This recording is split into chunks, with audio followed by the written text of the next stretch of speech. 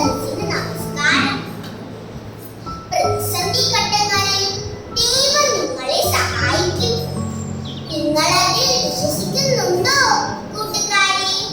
ജീവിതത്തിൽ പ്രതിസന്ധികൾ നേരിടുന്നവരായി ആരും തന്നെയില്ല. അതിന്റെ മധ്യത്തിൽ കരുതുന്ന ദൈവസ്നേഹം തിരിച്ചറിയുമ്പോഴാണ് സധൈര്യം നമുക്ക് മുന്നോട്ട് പോകാൻ കഴിയുന്നത്. അപ്രകാരം ദൈവകരത്തിൽ തിരിച്ചറിഞ്ഞ രണ്ട് വ്യക്തികളുടെ കഥയാണ് ഞാൻ ഇന്ന് നിങ്ങളോട് പറയാൻ പോകുന്നത്. ഇതിനാസ്പദമായുള്ള വേദഭാഗം അപ്പോസ്തല പ്രവൃത്തികൾ 16-ാം അധ്യായം 27 മുതൽ 33 വരെയുള്ള വചനങ്ങളാണ്. ഇന്നത്തെ എന്റെ കഥയുടെ പേര് അത്ഭുത തടവറ. അത്ഭുത തടവറ. എന്റെ കൊച്ചു കഥയിലേക്ക് ഏവർക്കും സ്വാഗതം. സൂര്യൻ സന്ധ്യയുടെ ഇരുൾ പരത്തിക്കൊണ്ട് രാത്രി വിളിച്ചറിയിച്ചു. രാത്രിയുടെ നിശബ്ദത. കാരാഗൃഹത്തിലെ ഘടികാരം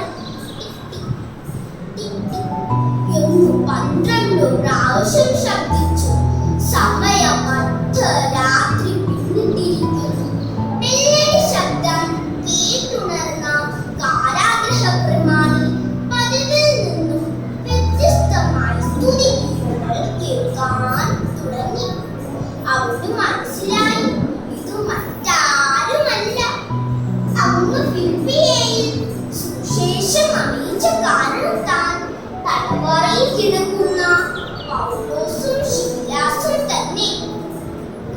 അവർക്ക് ഇത്ര നേരമോ ഈ തടവറയിൽ കിടന്നു ദൈവത്തെ പാടിസ്തുതിക്കാൻ എന്ന ചിന്തയോടെ അദ്ദേഹം മുന്നോട്ടു നീങ്ങി.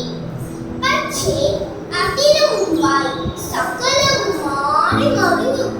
പെട്ടെന്ന് ഒരു ഭൂകമ്പമുണ്ടായി. കാരാഗൃഹത്തിന്റെ അടിസ്ഥാനം കുലുങ്ങി. അവിടുത്തെ വാതിലുകൾ ക്ലിക്ക് എന്ന ശബ്ദത്തോടെ തുറന്നു മാറി. കെട്ടിയിട്ടിരുന്ന ചങ്ങലകൾ പൊട്ടി താഴേക്ക് വീണു. എന്താണ് സംഭവിച്ചതെന്നറിയാതെ ആ കാരാഗൃഹ പ്രമാണി സ്തംഭിച്ച് പേടിച്ച് വിറച്ചു നിന്നു. പക്ഷേ അയാൾക്കൊരു കാര്യം മനസ്സിലായി. ഇതാ, തടവറ തുറക്കപ്പെട്ടിരിക്കുന്നു.